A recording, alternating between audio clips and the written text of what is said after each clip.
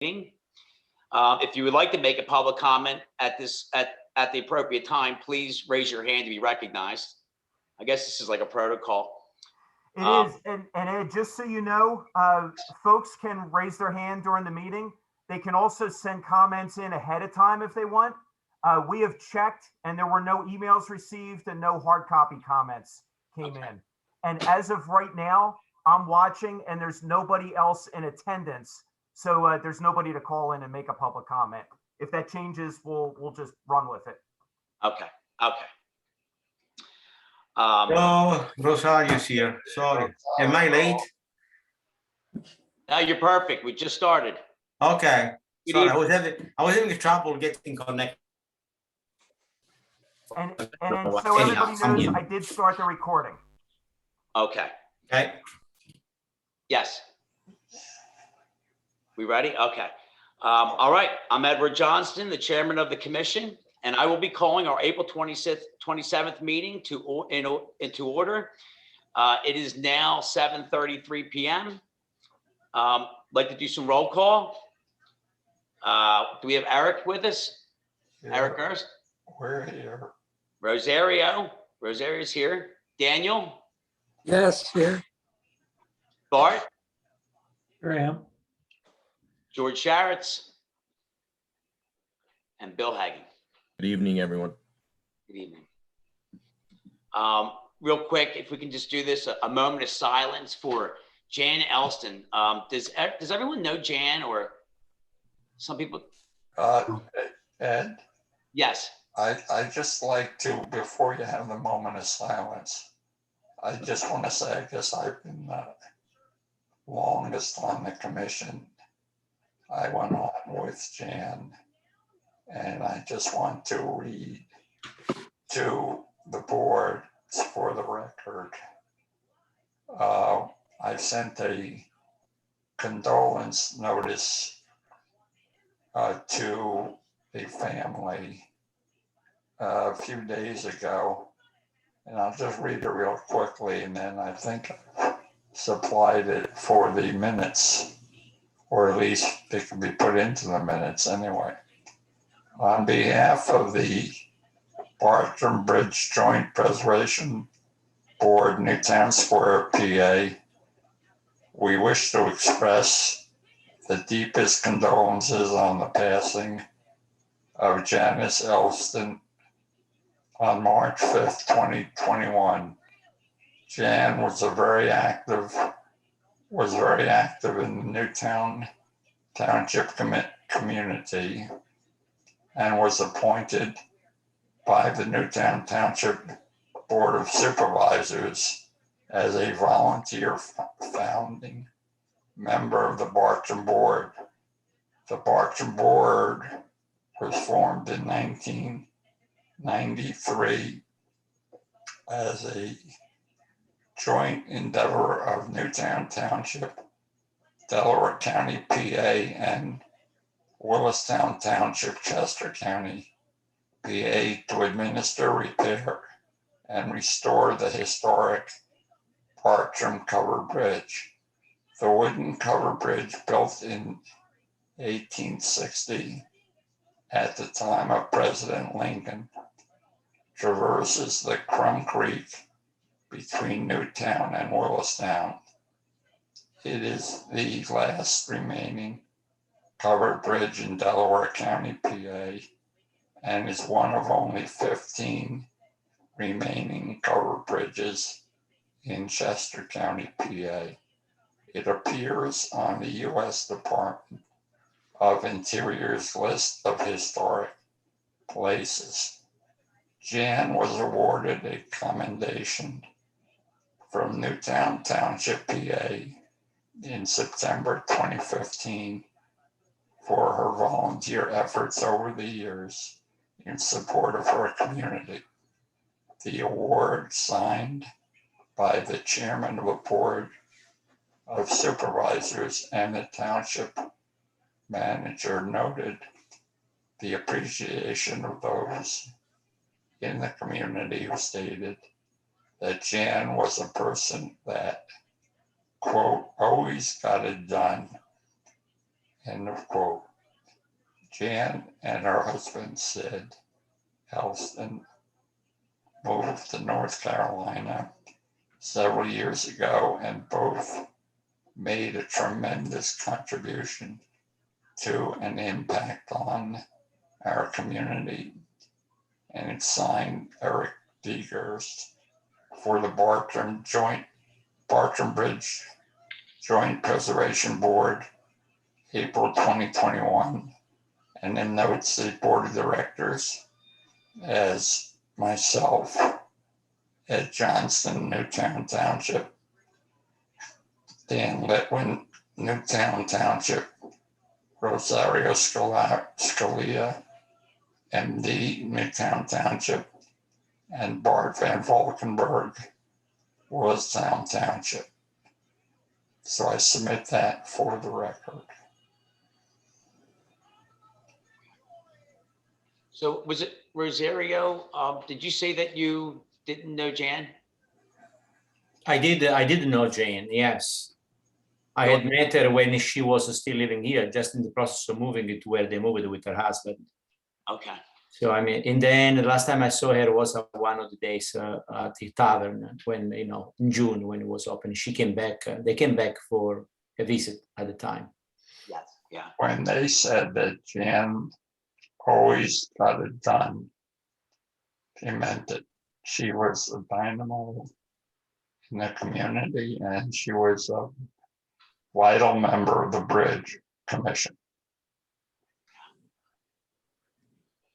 I think I've known Jan for 33 years. I met her when I first got involved with the Historical Society, and all these years. And I think didn't Jan's grandfather get engaged on the bridge?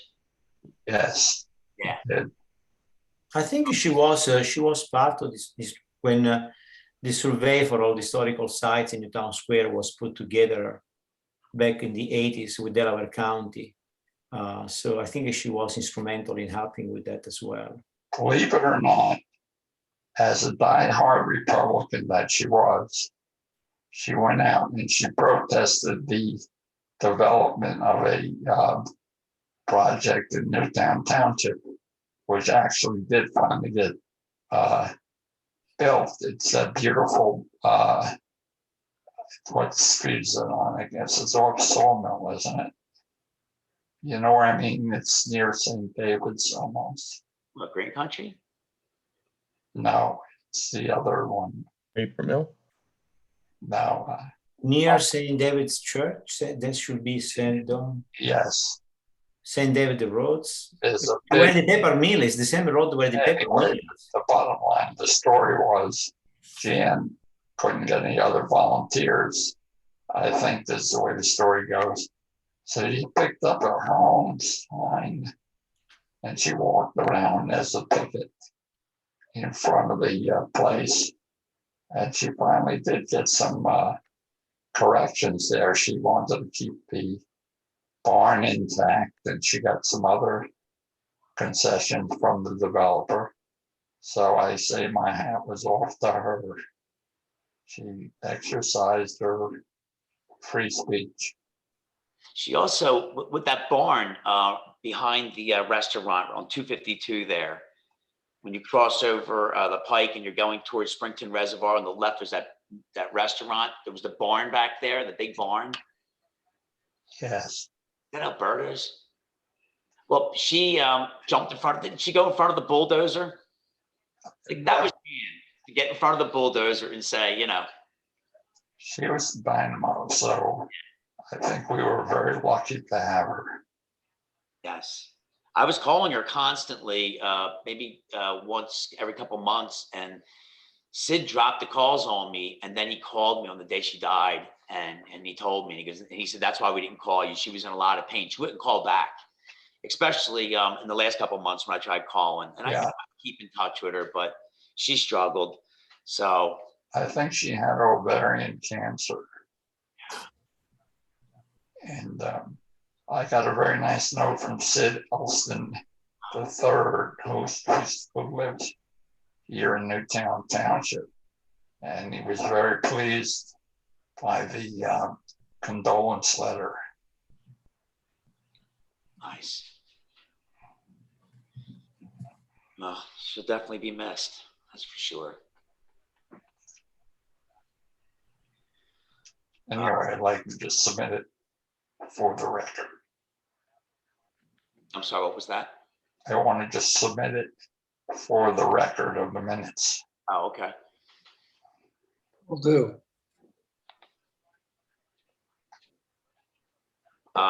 Okay, so I guess can we do a moment of silence for her? Sure. Okay.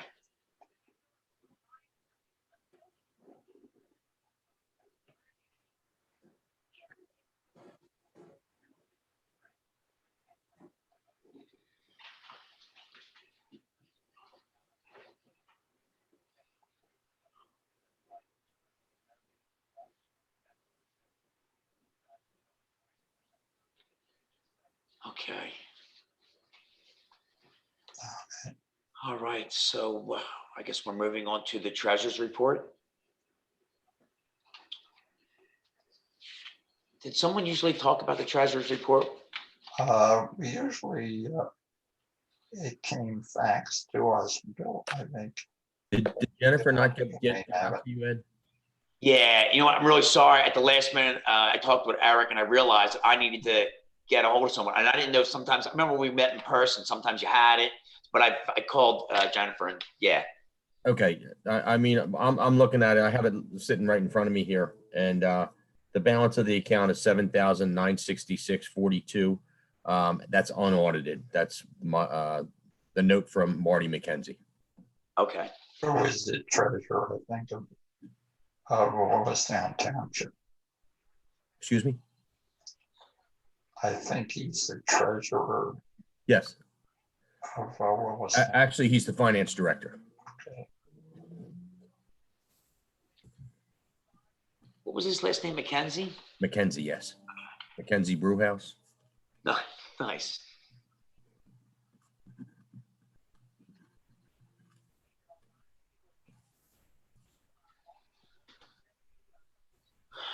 Okay.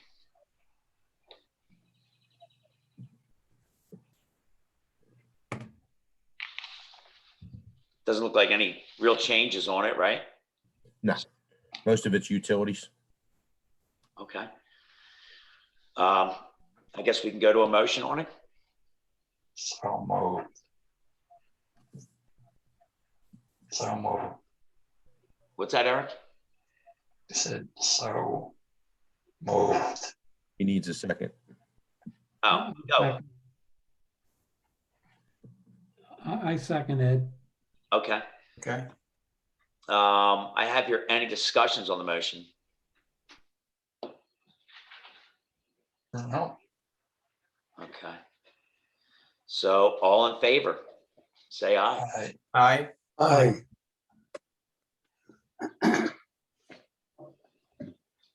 Okay. Looks like we're going to minutes. Well, I think it was my fault. I don't think we had anybody taking the minutes at the last meeting, but I put together a set of notes that I had. And I distributed them by email to everyone. So that's the minutes I would submit for approval. Now, you tell me, Eric, do we need to go over them? No, unless somebody wants to. No, unless somebody wants to have any correction of the minutes. If nobody's any correction of the minutes, we can move on. Okay, may I have a motion to approve the minutes? Aye. A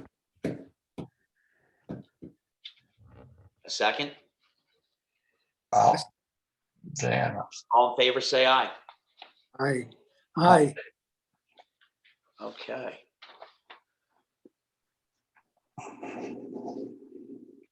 Okay, so I guess this is the part where I make a chairman's report. Yes. Okay. Well, I guess most of what I would say in my chairman's report is probably what happened over the winter.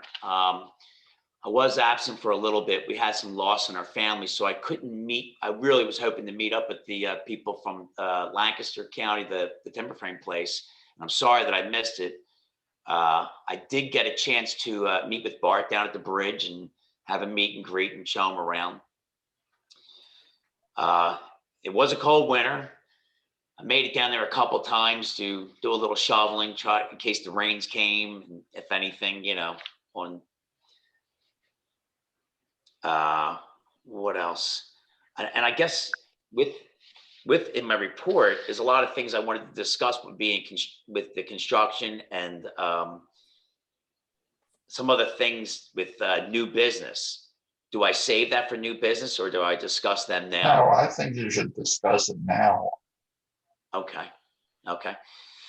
So I don't know if you saw in the notes, I found some graffiti under the bridge, and I decided to put a trail cam under the bridge to videotape to see if anything would happen. And I did get the footage today. I saw it all and it was very interesting. There was no bad things happening. I had deer swimming in the creek in front of the camera, geese swimming in the creek, foxes, raccoons, a fisherman, and a masonry contractor that I contacted to have a talk with. So what I'll do is I'm going to try. I couldn't figure out how to get them on Zoom, but I will send them out email if anyone wanted to see them. Actually, the deer swimming through the creek was probably the coolest, and I don't think that they did any graffiti on the bridge.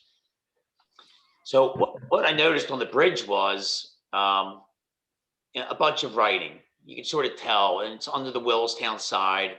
I guess they pulled in, parked, went underneath, and they wrote in chalk. They wrote on the beams. I did try to scrub, and it will come off, so I don't think we're stuck with anything permanent. But I had a hunting camera from when I was younger, and I decided to put it up just to see if we could. And you know, I guess we could talk about it because I can leave it down there as a deterrent. Because I did notice that when the mason showed up to look at it, I think he had his girlfriend with him, and she picked up on it. She noticed it. I could see her looking at the camera, and like sort of that's when the whole thing ended with them. So it did work in the fact that they saw it and were deterred from it. So I thought that was pretty interesting. What else can I say? I did finally get a hold of Josh. I talked with Josh.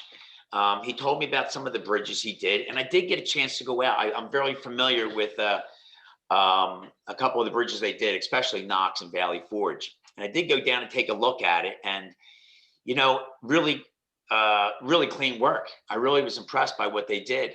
And Knox was a full rebuild. And same with the two bridges in East Pikeland or over French Creek. I'm very familiar with those bridges from kayaking. And that's something I guess I wanted to say to anyone. If anyone wanted to go look at some of the projects, I'd be more than willing to go with them to look at the bridges. And I think that, especially the ones over French Creek, I think it's Speckman Bridge. Beautiful, beautiful job. So I was really impressed with their workmanship. So other than that, I did contact an electrician and a masonry contractor, both from Newtown Square that I know personally, that have been in town in business in our town forever, doing their trade and very well reputable, to talk to them to get an idea of what it's going to cost us and have them come down and look at our projects. So the mason went down and took a look, and he is going to meet with me sometime next week. I can forward, you know, I know Bart, you're around if you wanted to meet down there or something. If it's an off time, I'll try to post it if anyone else wanted to come down and meet with them. He did give me a little. He said that it looks like on that abutment, he feels that we need to definitely get some dirt on that top side by the bridge because there's like a cavity, and he's not sure if it's just from the water or from an animal like a chipmunk or something.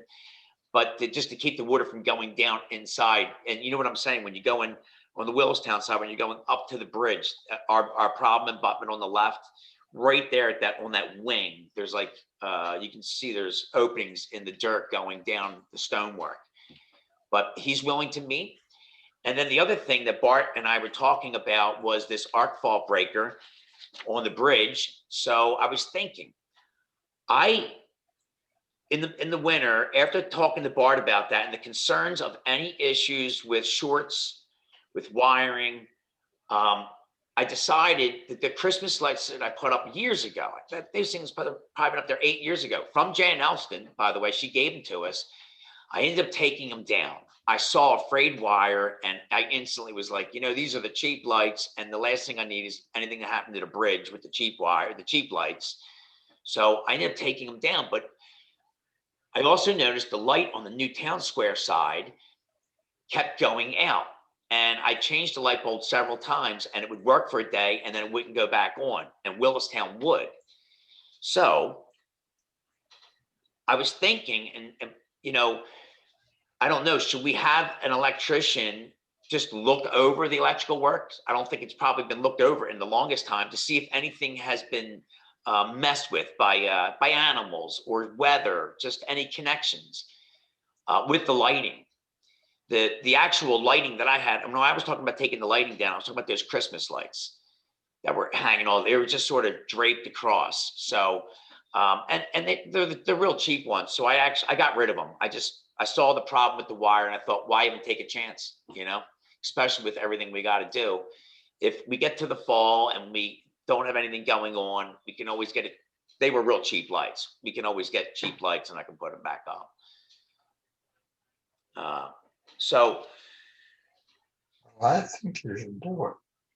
I'm sorry. I think you should get an electrician out. Yeah, his name is Dan Murillo.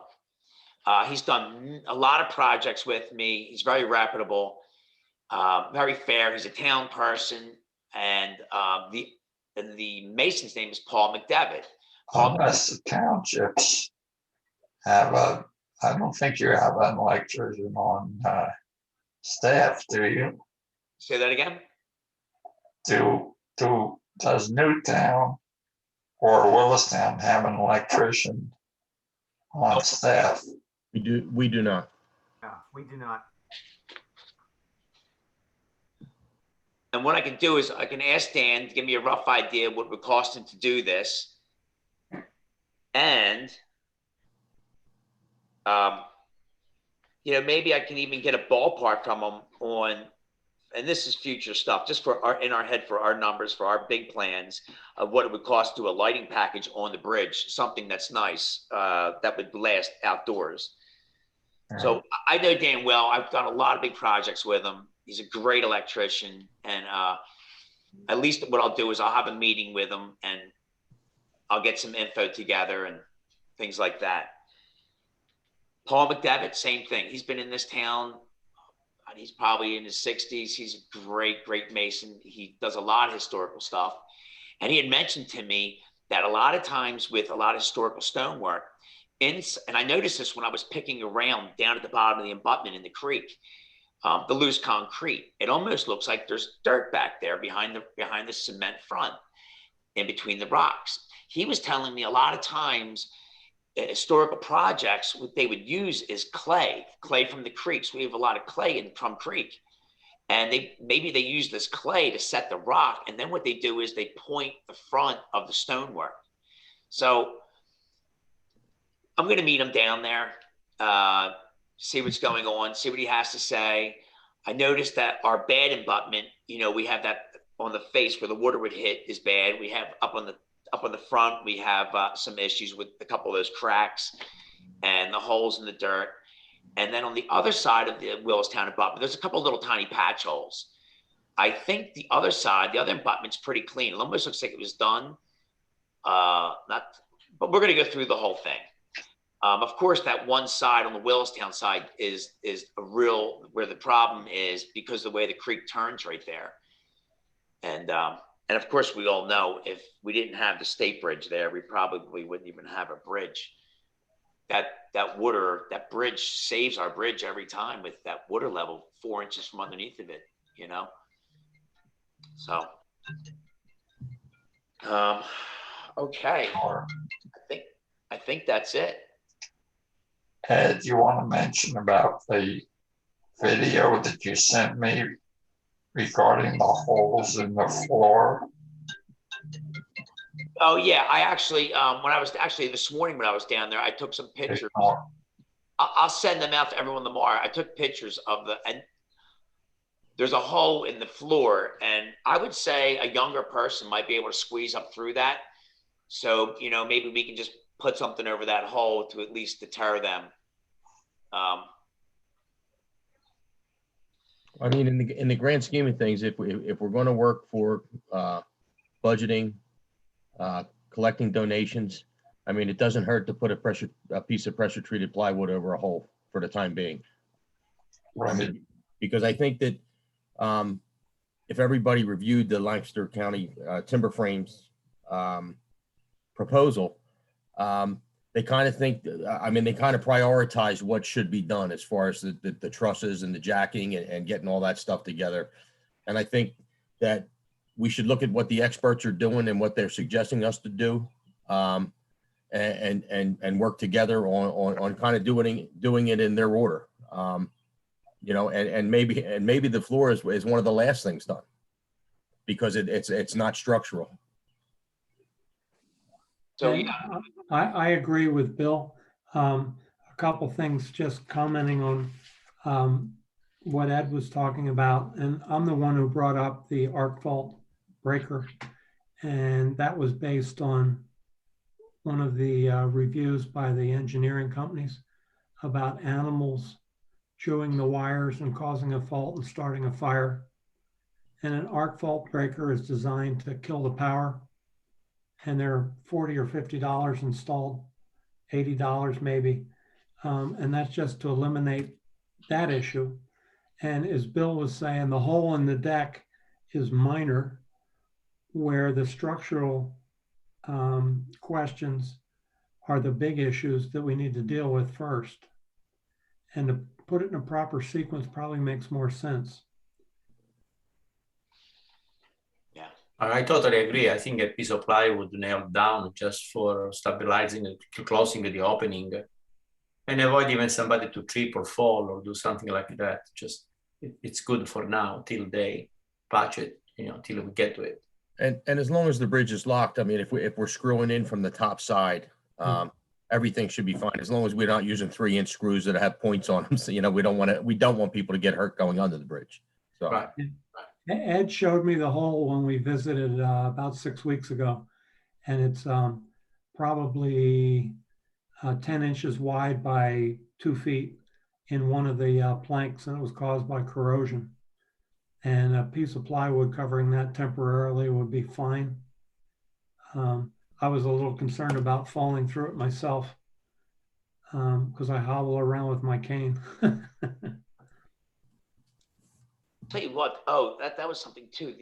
There's a table on the bridge that the Historical Society dropped off, I guess last year for Historical Day, and it's still there. So I reached out to the girls up the street at the West House, and it doesn't seem like, I guess maybe do we hang on to the table for this year? So I'm going to try to fold it up. Well, it's coming up. Are they going to have an opening this year? Do you know? I've not heard anything. I don't know if they're going to have it. Well, there is a historical day, but of course we can't let anyone on the bridge. We have the table with a tablecloth outside the bridge. I did talk to Kathy Cavalier, and she had asked if we would do something, if we would be, someone would be down there. And I said, absolutely, why not? They're going to be visiting all the buildings. A lot of times they just fly by us, but maybe still for the handful of people that want to come down. Yeah, absolutely. I think it's June 5th. Yeah, right. The table on the bridge is no big deal. If we can use it, if nobody wants it, just throw it away. Yeah. It's just a cheap collapsible table. It's on the scope of things, it's not important. Yeah. Besides that, I'm looking forward to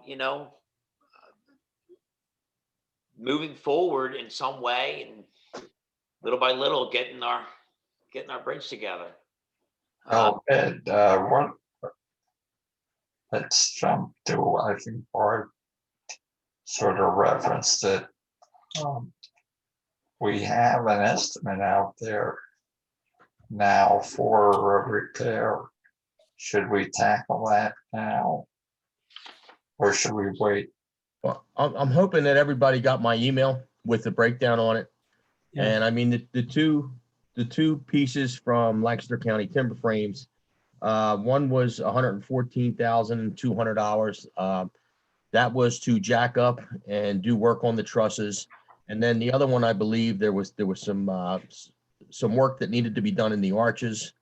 And then in the beginning, when I was talking with George, we were looking to get a grant out, you know, and the grants aren't something that's going to turn around right away. It could be 6 months, could be 10 months, could be a year and a half before you get any one answer on the grant. But we threw the actual floorboards out there to Lancaster County Timber Frame, and that came in at, George, correct me if I'm wrong, 28,000. Yeah, that's spot on. Okay. So, I mean, between the 114, so we're at 228, another 27, you know, we should be looking at somewhere, you know, add 5% on there, $275,000, something like that would be our total budget. I know from the Willistown end, I don't see that all that happening right away, unless the miracle happens. But I think, you know, if we prioritize some stuff, the jacking of the trusses and all that, that's kind of $114,000 for just that scope of work. And Josh thought that was probably the most important aspect of the start of construction, to get that done. So I think in 2022, George has already started working on his budget. I've talked to Sally briefly about it. You know, once we had this meeting, I'll certainly approach her about what kind of funds we could put towards the bridge. But I also wanted to look into where we're at with the 501c3. And Ed, if you think that there is still possibilities out there, now that we have a plan in place, something that people can look at and see what expenditures are needed, if we may be able to pick up some donations through the 501c3. Yeah, absolutely. Okay. I'd like to back up a second on what Bill was saying about the estimates for repair, and then some dialogue I've had with Ed. The projects from Lancaster County Timber Frame, and they have, I'm very in their favor, because in the last 8 or 9 years, they've done 8 covered bridges in Pennsylvania and 1 in New York State. And they're extremely good at what they do. And I've looked across the country, and the only other company I can find that does covered bridge works in Tennessee or Kentucky or somewhere. And we're lucky having these guys in our backyard. And then looking at the estimates they gave us, they're both talking about using southern yellow pine, copper, arsenate, CCA 60 pressure treated wood. And Ed and I had a discussion about, he sent me a text about using oak. And of the 2 woods, the CCA 60 will survive much longer than the oak because of its insect and rot resistance. And it eventually, after a year or 2, will turn gray like the rest of the bridge. And then, so looking at their estimates and then watching the price of wood go through the roof in the last 2 months, I just saw a 22-foot long 8x8 beam at $880 for 1 piece of wood. So we have to make sure that we understand that these prices are going to fluctuate. So I am. What was that, oak or was that pine? That number? It was pine, Yeah. and oak will be 2 or 3 times that.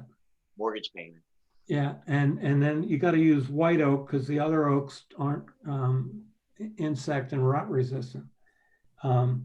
So aside from that, looking at their specs, and as Bill was saying, we need to not lock in a price, but lock in the projects, what we need to do in sequence, and the structural ones are key.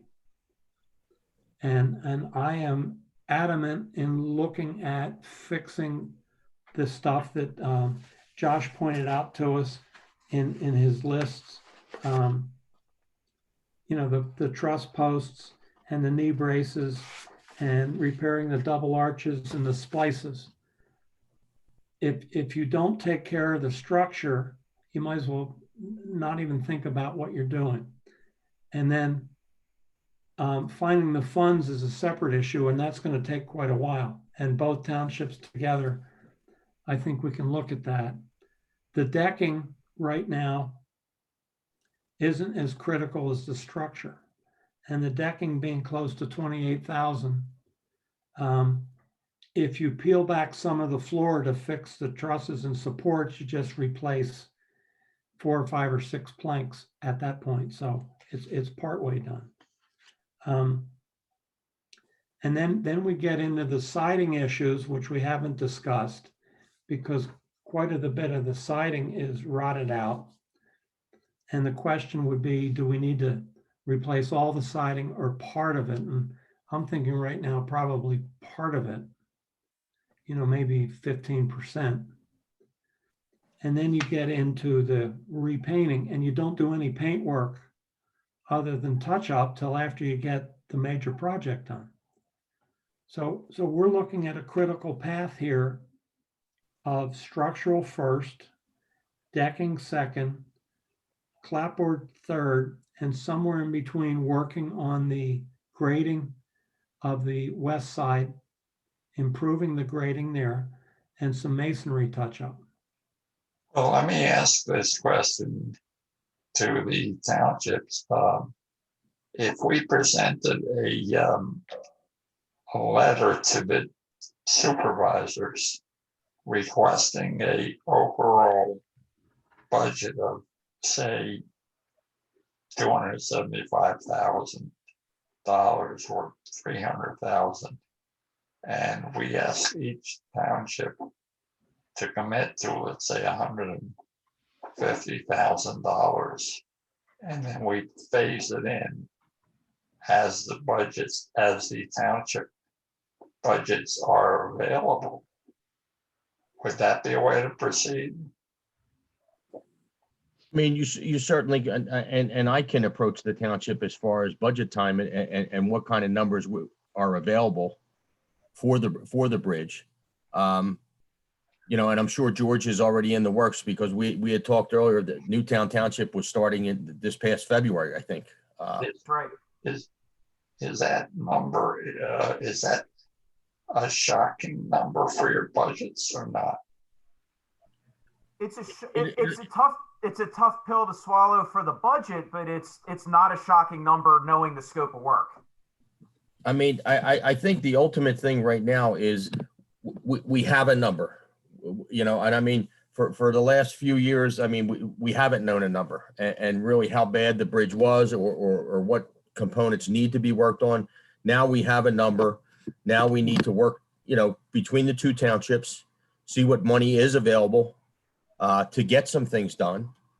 And also if the 501c3 could put something out there, absolutely, possibly help. And I mean, now that we have a document, I mean, I actually have, I printed out, and I think I sent this to everybody, the Lancaster County Timber Frames book, the estimates, work that they have done, the Seagrass Mill, a bunch of other, I think 4 or 5 projects in here that Josh sent me. And I think I emailed that to everyone as well. If not, I will certainly get that out to you, or I can even, you can stop by my office. I have everything printed out. Me thinking that we were still going to go virtual, so I've made everybody a copy, but I was trying to be optimistic. But we have that. And now that we have the number, I think if we all work together, the townships, the 501c3, the commission, everybody puts their minds together, you know, about how we put that out to the public. You know, obviously George and I can handle the townships as far as what's available and what they're willing to spend in a certain year. I really don't think anything happens really big in 2021 because of the funds that are needed. But even if we sat as a group and decided that, you know what, maybe we try and get this done over 3 years. Obviously, the biggest hit would be the first year, because if we're going to jack up and do the trusses, that's cutting. I mean, right now that's 114 and change, and that could change. Again, as Bart mentioned, the cost of lumber. I heard that I don't know if it was on KYW or a thing, that the cost of lumber and materials is up like 325% over the last year, from this time last year. I think their example was like a $400,000 house would be an additional $28,000 to $30,000. You know, the same thing being built a year ago. So I think we got some work in front of us, but I don't think it's unachievable. I don't. So would this number shock you if I said that we would want to request 100,000 from each township and a 501c3 contribution of 100,000?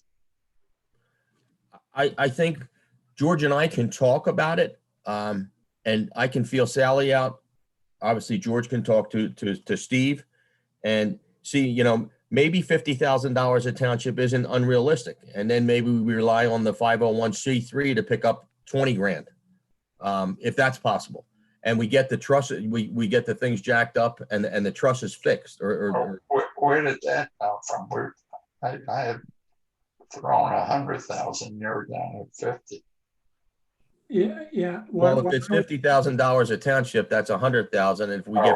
If we get 14 from the 501c3, we're looking at 115 or 120,000.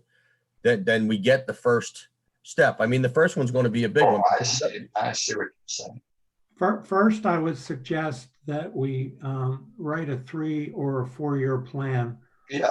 What's required, and then the potential cost in each year. Yep. And that way we can present it to each township, and then the townships can look at their budgets and plug in our numbers to their budgets.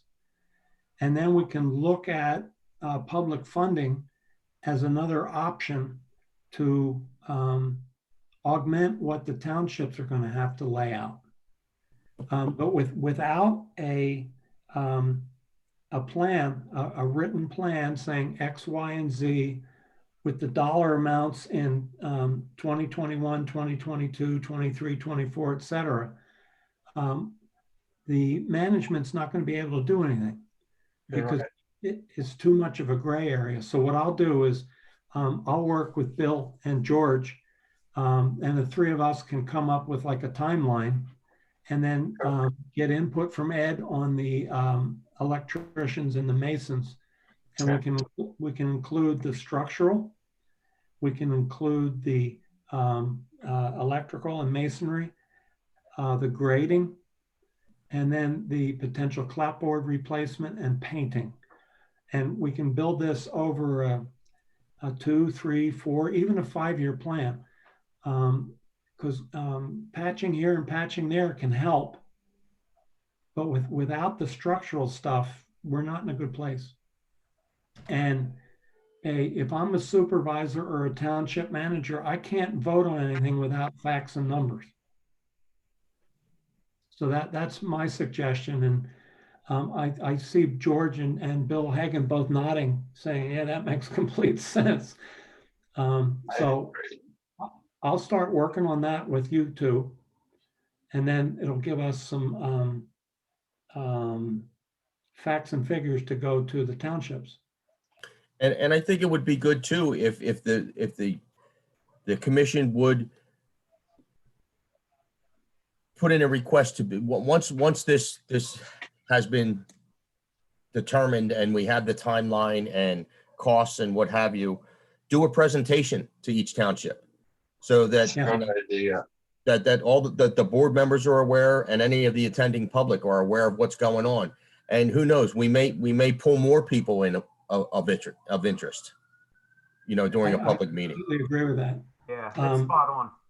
And I can do a whole, corporately, I did this all day long. I can do a whole budget PowerPoint presentation, and, you know, the supervisors can read it and give them an executive summary, and, you know, not get long-winded and show them what's important and what isn't. Yeah, I think if you did a PowerPoint and short and to the point so that things move, you know, I think that would be a good way to go, to make an appearance at each board, or, you know, Yep. at least a board meeting in the near future. Yep. And we can do that. And I would think probably have something fleshed out and done in the next 30 days or less. So maybe you look at attending like a June or a July meeting.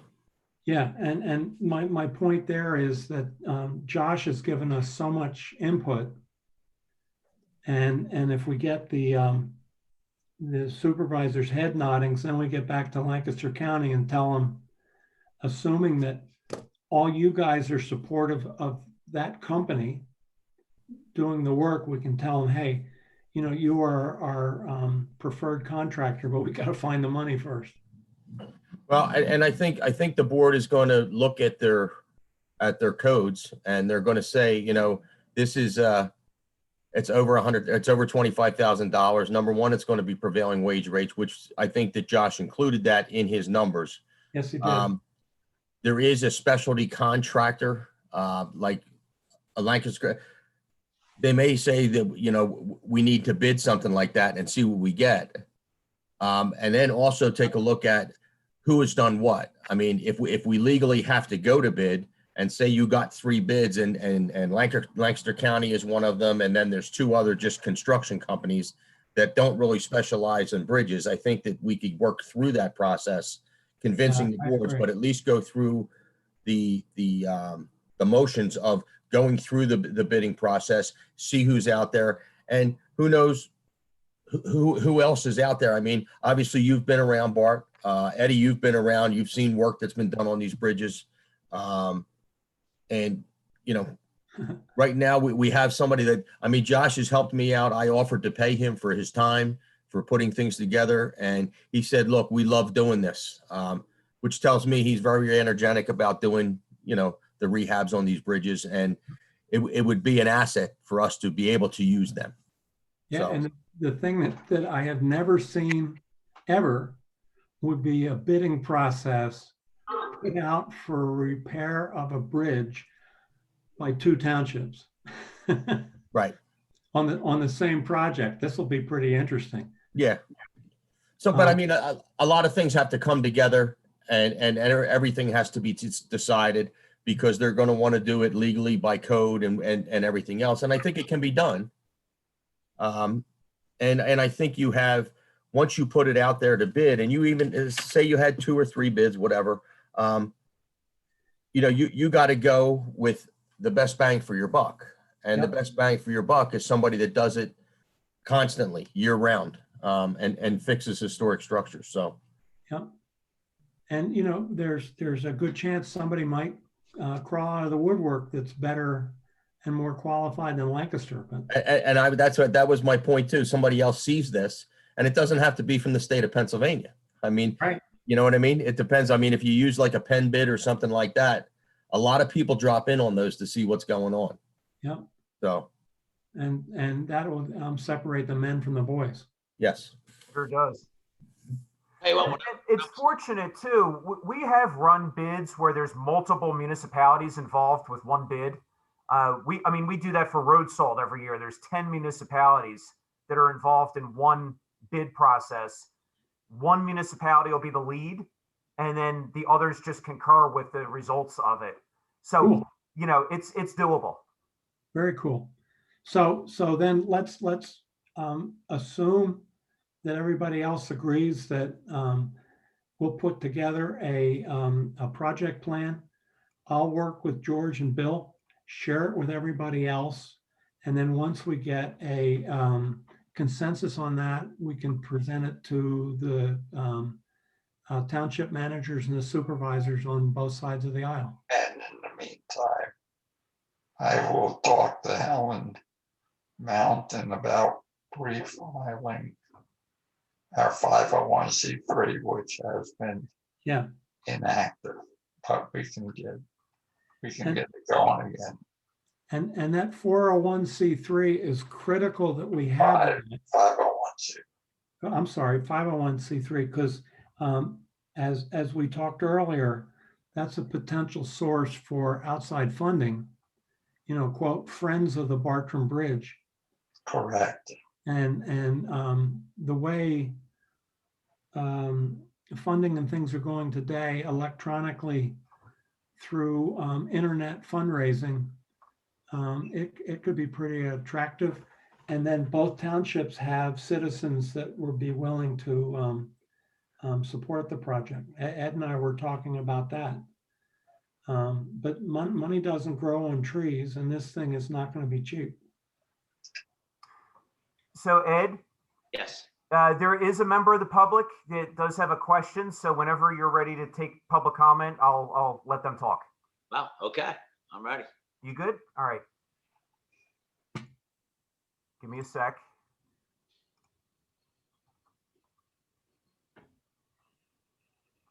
Can you hear me, gentlemen? Yes. Oh, yeah. Good evening. I'm sorry I'm late to the party. I love this bridge. I have a question. I'm wondering if it might be helpful to have a field trip to the bridge to actually let people see it firsthand. I think pictures are good, but actually seeing the bridge, the status that it is, it may be helpful in that arena.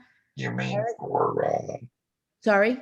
you mean the Board of Supervisors? Yes, yes. And I also think your comment, Eric, about the 501c3, I think there's a lot of residents in both townships that would be more than willing to help financially, because it is a beautiful, beautiful historic structure that everyone wants to preserve. And I know as far as Newtown, when we did the strategic plan, that was on the list of important things to preserve. So you guys are on the great track. I just think maybe a field trip might really put things into perspective for everyone.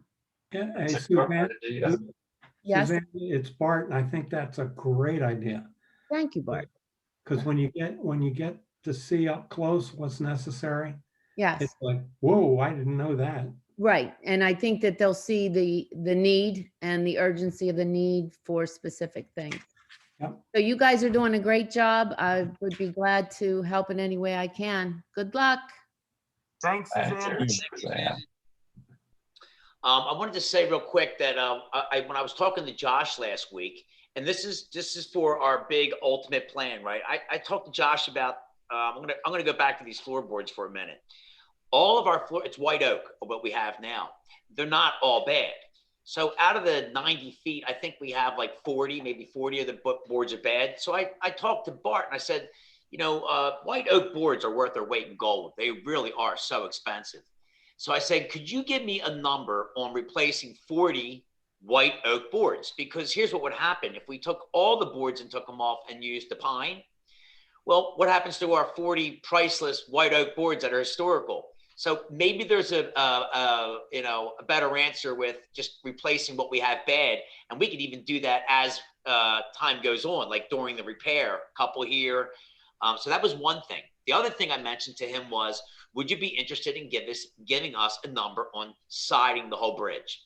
And he said yes. So Bart, he'll be sending an email to us with those estimates, if you wanted to include them in your overall big plan, like something we can look at.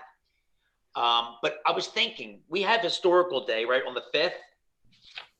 And I'm sure Kathy, don't we usually advertise in that, Eric? We advertise in the Historical Day.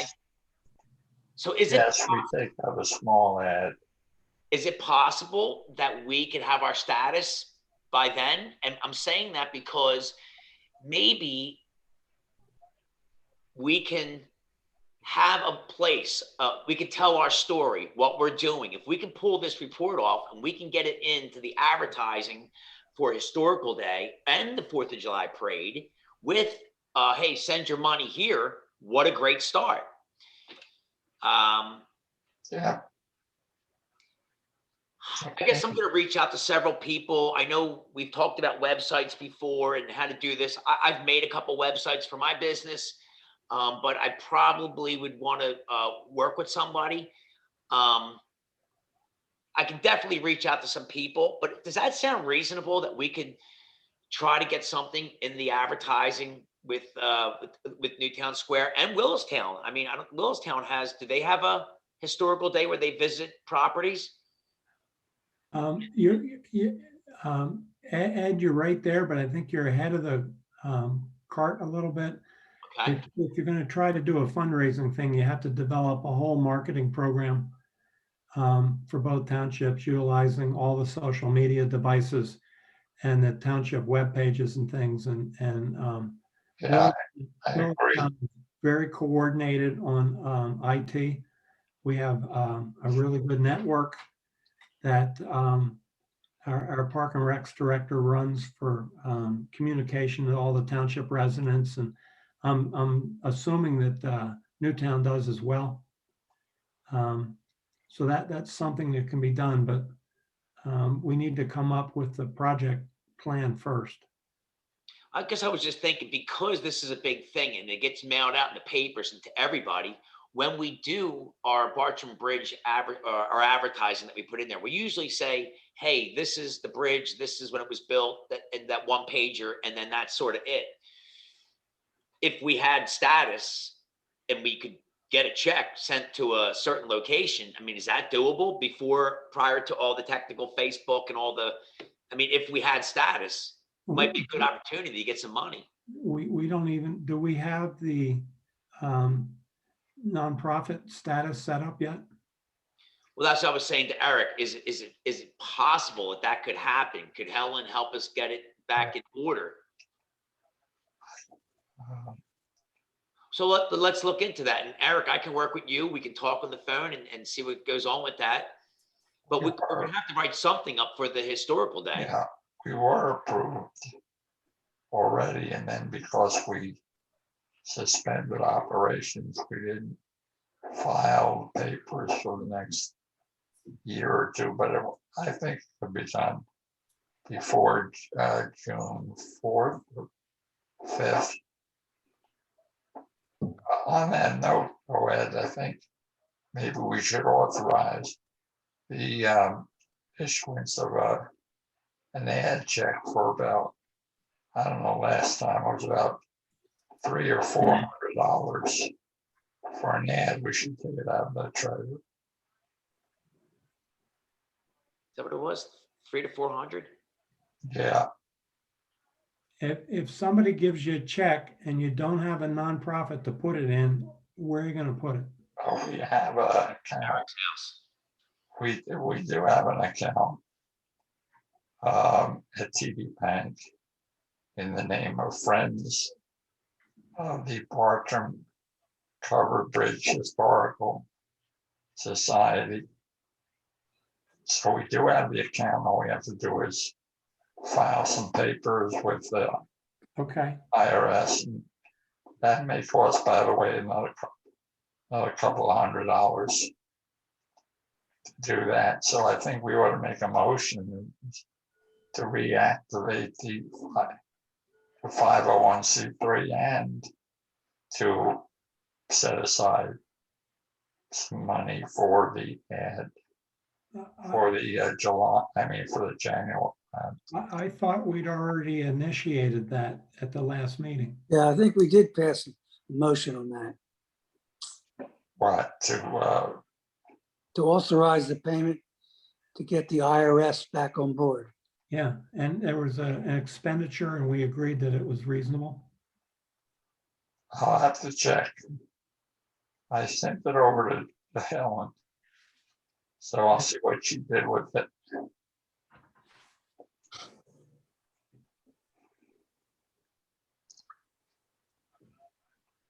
So, Mr. Chair, Yes, sir. there is another comment. So whenever is it appropriate time for you, Suzanne does have another comment. Okay, go ahead. Hello, Suzanne. Hello, sorry, it's me again. I think visibility is going to be key. The more that you're in front of people, the more that they are recognizing that there's a need. If you can get the account at TD active, that's a spot for them to send money. I mean, I think there's a lot of people in this township that value this, and the more you're visible, the more they're going to keep hearing it and realize, and maybe, you know, be more willing to donate sooner than later, and you may end up with a little bit more funds than you thought. Just my humble opinion. I know, I think I told that story before. Gwen McDevitt, I ran into her at the art studio and she looked at me and she goes, what do you need? 50, 60, 70? And that was when I first got on the board, and we knew we wanted to do some things, but we didn't have the nonprofit status. And that's what triggered us to move forward with it, was that little interaction I had with Gwen, because we, you know, I mean, that's good money. And, you know, you think about the people that live on Goshen Road who, you know, maybe if they sort of knew what we were up to. Did you ever notice at the West House how they had that thermometer in front of the building? Yep. And I know this is when we start getting our plan together, but and I totally agree. I would love to relieve the township of the financial burden. It would be so awesome to see the towns come together, residential people, 100 here, you know, and this number becoming a thing. And I think that honestly, I think the bridge has so much potential because everyone seems to love it. You know, Yeah, I think it's more important than maybe everyone realizes. And once they realize, oh no, this is in jeopardy, you might be surprised at the response. But the more you're in front of their face, the more that they realize, okay, you know, it's time to get on board and get this going. And Suzanne, I completely agree with you, but we have no social media coordinator in this group, or a fundraising professional within both townships that I know of that can jump on this and start the ball rolling. I'm just saying to be visible, Bart. Do you know anyone who can do this? Well, I know a group of women that did that a lot, but unfortunately, I think we're out to pasture. But I can definitely, I can look into that. But just being visible and having a spot like the account that Eric talked about, where you know what, you touch their heartstrings. Oh my gosh, I want to contribute. Give them somewhere to contribute. Get in front of their face again and again, and I will reach out to my group and see what we can come up with, or maybe give you some direction on. But I think the more visible you are, the more effective you're going to be. And I do not disagree at all. And a couple of the other organizations that I'm involved in have a very aggressive social media presence and raise a lot of funds. And it's probably a 15 or 20 hour a week job for somebody to stay on top of all the different avenues through the Facebooks and the township web pages and the community groups to do this fundraising. I agree with that. But if you're out there, you have a table at every event. You have an area where people can see pictures and go, and the social media may be an add-on to a visible, oh my gosh, look at these pictures. How can we save this? Where can we make a donation? I mean, that may even just get the ball rolling for you. And then you can really concentrate as a backup with the social media. And Suzanne, I agree with table events, because the organizations that I'm also involved in do table events constantly. We also do public presentations around the Mid-Atlantic. Yeah, what I'm talking about is the Paoli Battlefield Preservation group in Malvern. And we are active probably 6, 7, 8 times a month. We do tours of the battlefield. We do lectures. We do table events. We have a web page that sells stuff. and we raise a lot of money every year. And Mhm.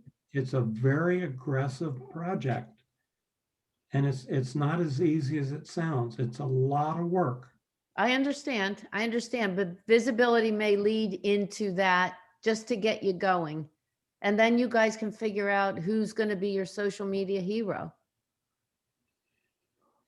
It's none of us on the screen. Well, I can tell you it's not me. Am I right? If we have the bank account and we have the status, if Right. someone says, "Hey, Ed, here's a check for $1,000," I can take it and deposit it in the bank account, right? Yes. Okay, That's so what I mean. that's definitely a start. Now, Bart, let me ask you a question. What kind of social media are you guys using? Facebook, Instagram, all the above? Is there like a lot of stuff going on? Were you asking me? Yeah, I was thinking because like Yeah. we link to what? Can we link to like? And I'm wondering if I can. I know that the Newtown Square Historical Society said we'll link you whatever you want. Stay connected somehow. But I know that the kids and all these different people have all these different social media things. You got Facebook, Instagram, this, that. I don't even know all of them. Do you know what you're familiar with what you guys are using over Willistown? Yes, and there's probably in Willistown alone, there's at least 3 social media Facebook groups. And I know one of them has close to 14,000 members. A second one is close to 10,000 members. And I'm not sure what the Willistown one is right now, but of all of them, that's the least populated. And those groups are extremely aggressive, and they allow people to put on programs to tag on there. And if I use the Paley Battlefield aggressive marketing, my colleague even sends to the Malvern, New York webpage because he screwed up and didn't realize it wasn't Pennsylvania. So the poor people in Malvern, New York get bombarded with Paley Battlefield stuff all day long. And it's just understanding the connections and the dots. The Malvern Community Forum has people in England on it because it's going to Malvern, England. And it's amazing how far the electronic signature goes globally. The people in England don't care about what Malvern, PA is doing, but Malvern, PA is doing a lot. And Willistown's doing a lot, and Mainline Memories is doing a lot. Are you guys outsourced? Do you have someone managing your social media, or is it in-house, like your members are doing it? I'm sorry, Ed. I'm sorry if I interrupted. Is there any other item we have to vote or something like that? Because given the hour, I cannot stay longer. Okay. No, I'm asking you before I go, is there anything that we have to vote on or we have to pass on by vote? I don't think so. No, I don't think so. Anyone else? Eric? Is there anything we need to vote on? How about the money for the ad? Yeah, Oh, okay. I think we had to. Can I have a motion to approve the money for the ad for the Historical Day? So moved. Okay, do I have a second? A second. All in favor, say aye. Aye. Aye. Okay. Rosario, is it okay if I call you up, we get together and talk about a couple things? Yeah, you can call me. Okay. I'm in your neighborhood work. I'm sorry, I have to excuse myself. Yes, you can come whenever, you know where I live. You can come whenever you want or call. We are always a night here. It's just tonight I have to prepare something for tomorrow for work. So I cannot stay long. I'm sorry. I'm in your Okay. neighborhood. I'm in your neighborhood working. I'll be there all summer. I'll pop it. I'll give you a shout next week sometime and stop by after work if that works. More than welcome whenever you need. Okay. Cool. Thank you Hey, so Sara, much. Okay. Sara, Good before you night, go- everybody. Sara, before Thank you you, before you Rosario. go, can I just get a verification? The authorization to advertise in the program book, was that for the Historic Day or was that for the July 4th parade? Historic Day, right? Yes, Okay. Eric, do we advertise in the parade day? we do, but I don't even know if there's gonna be one. Oh, okay. So we don't need to, we can, our next meeting's in June, so we can vote on that then? Well, no. We'll want the ad then. Maybe Yeah. we should take a motion on it now, just in case. Okay. All right, it'll be another $400 So, but for your, I'm sorry, we've approved the June 5th Historical Day. Yes, that's what we approved. that's 400, and then we're talking about one for the July 4th parade, if it's there, up to $400. And how much is the July 4th? Well, it shifts every year, but it hasn't been more than $400. So I say up to $400. but I remember it being like 250. Larry Fisher, 250. Yeah, but everything's going up these days. Okay, if we make a motion on it, can we bail out when we get closer to it? Let's see. Yeah, up to $400. I think we're gonna have to. Right? Well, if there's not going to be any parades, you're not going to have any ad. That's for sure. Well, and you're gonna be in the car, right? Is that you? If we can get a car, Okay. normally just maybe Bart doesn't know, but we have a antique car, classic car for the parade usually, but We'll find something. I can always put you in the back of my truck. yeah. Why don't we take a motion on that so Rosario can go? Do you think we should consider advertising in the parade? I mean, at $400 a piece, you can't get hurt. I mean, you got 7,900 hours here. Yeah. Let's go with it. Okay. Do I have a motion to approve the advertising for the Aye. parade? A second? I second. Okay. All in favor, say aye. Aye. Wow. Within that advertising, as per Susan's ideas, is we can talk about trying to find funds to upgrade the bridge.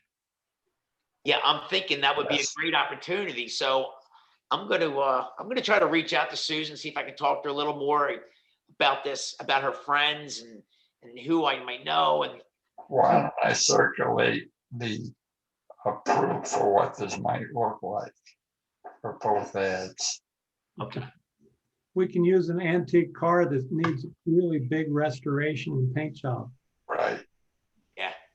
All right, well, let's let Rosario go. Rosario, thank you so much for coming. Bye. Good night. Sorry, I apologize if I have to go. Good night, everybody. See you next time. I got Good night. one. Bye. Because Ed, at some point, I'm going to have to go to before 9 o'clock. Okay, So, we're almost there, aren't we? I think yeah, we are. so. Bart, you had mentioned before that we could talk more than our scheduled meetings. We could get together and do certain things. Is that Correct. Yeah, we don't have to wait till the next meeting to get anything done. We can get stuff done by next week. okay? So my mind's already thinking fundraising. I'm gonna do a little. I'm gonna meet with these guys, these contractors. I'll keep in the loop with you. I'm gonna think fundraising. Dan, were you a fundraising guy? Were you a? No, not. On fundraising, you don't want to hire somebody. You want to find somebody within the organization that's good at doing that. And the guy I was telling you about that does Paley Battlefield, that happens to be the president of our organization. And he has no children and his life is history. Okay. And he is amazing at what he does. Okay. Okay. And, Can I talk with him?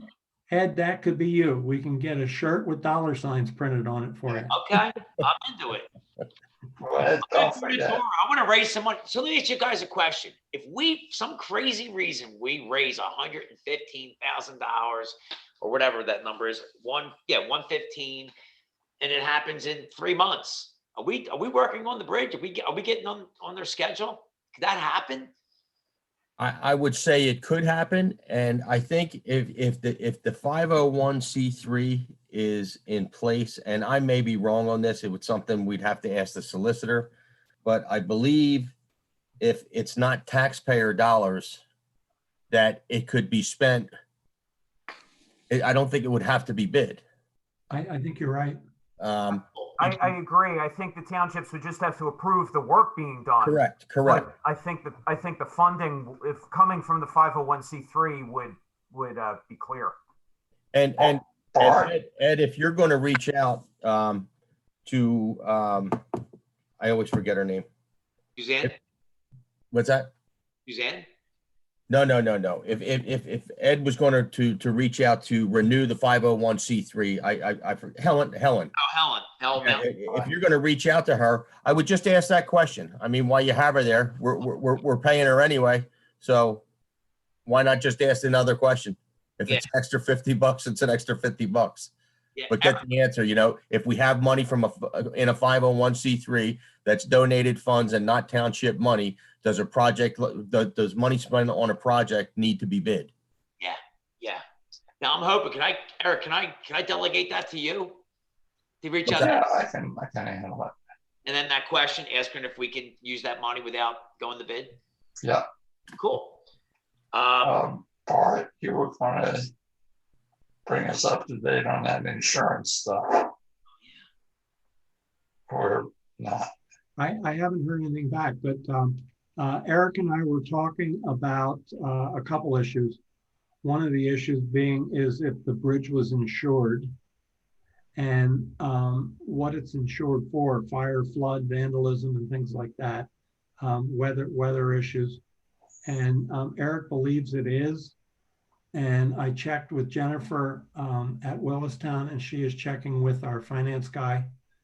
And then the second question that Eric and I had was, are the commissioners involved in the group insured for, say, errors and omissions for anything that we might do as bridge commissioners? And that would be on the Willistown side, but I'm sure it would apply on the Newtown side as well.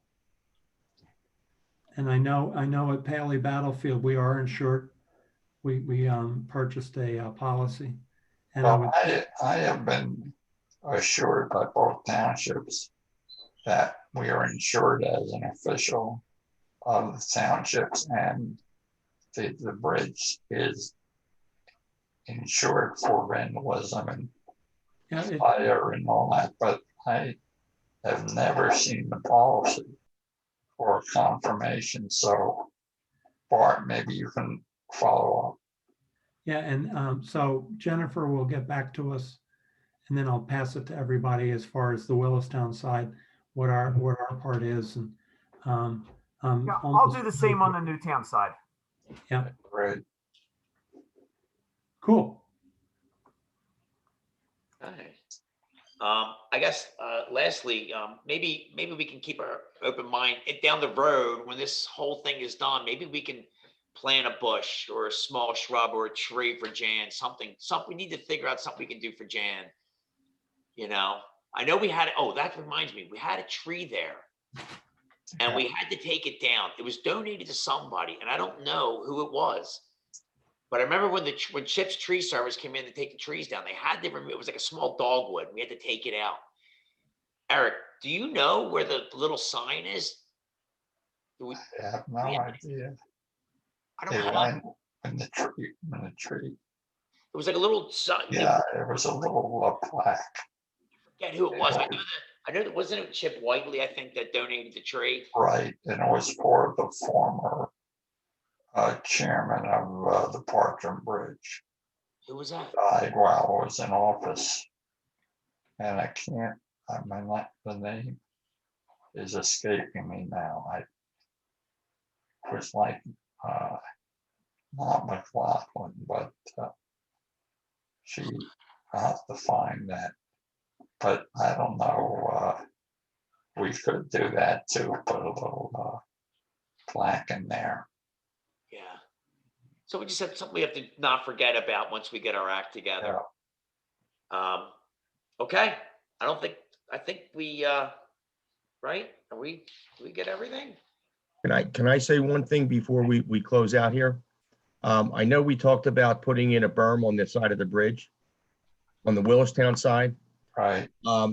Is anybody in the group objective to, or would be objected to, I would like to put in a berm over there, but I want to make it high enough that there's nobody pulling on that side of the bridge to park, because that's where all the erosion's coming from people going in and out and in and out of that driveway. I saw a red truck in there the other day. Oh, the guy was fishing, but I would, if we're going to do anything on that bank where people are coming off Goshen Road and going down there, all those tire tracks, all that erosion, just the dirt sitting there, it would be better if there was if the berm was there and it would carry the water over towards where the telephone pole is. And actually, we have to do a stone channel anyway.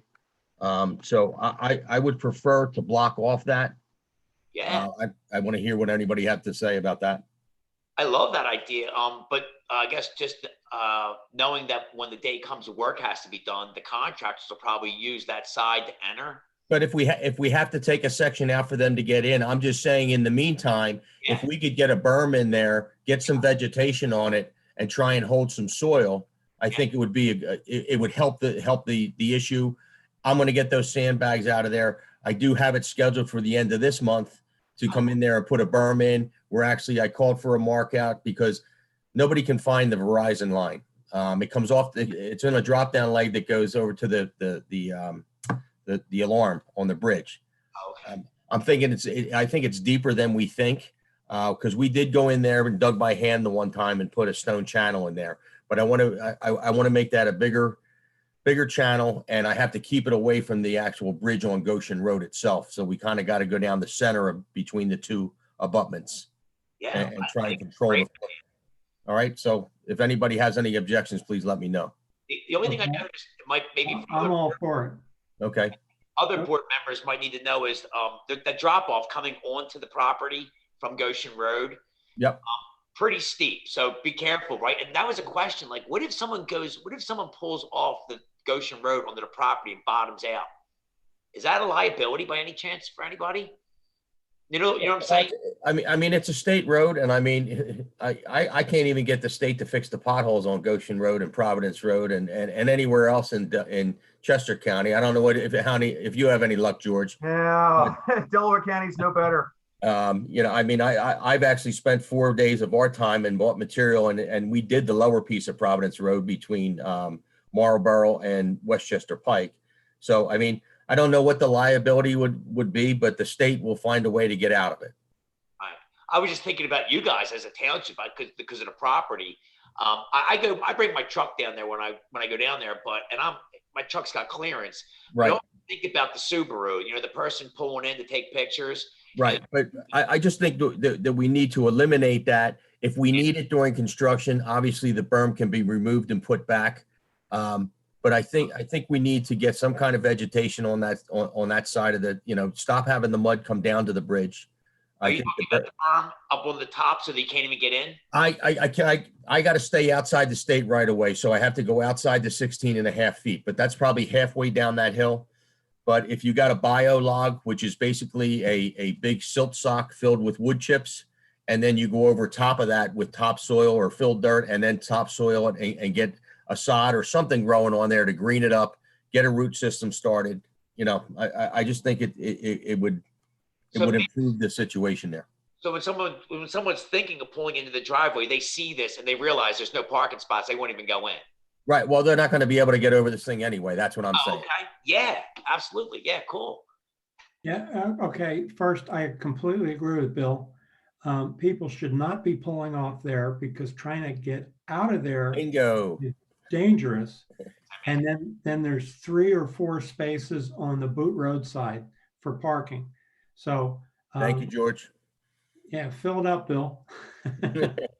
Okay. I don't mean to bug out, but I do have another appointment I got to get to. So If there's anything else for me before I check out here, I think we can adjourn the meeting. You guys, you think we're all good? We get everything? I think so. I And believe so too.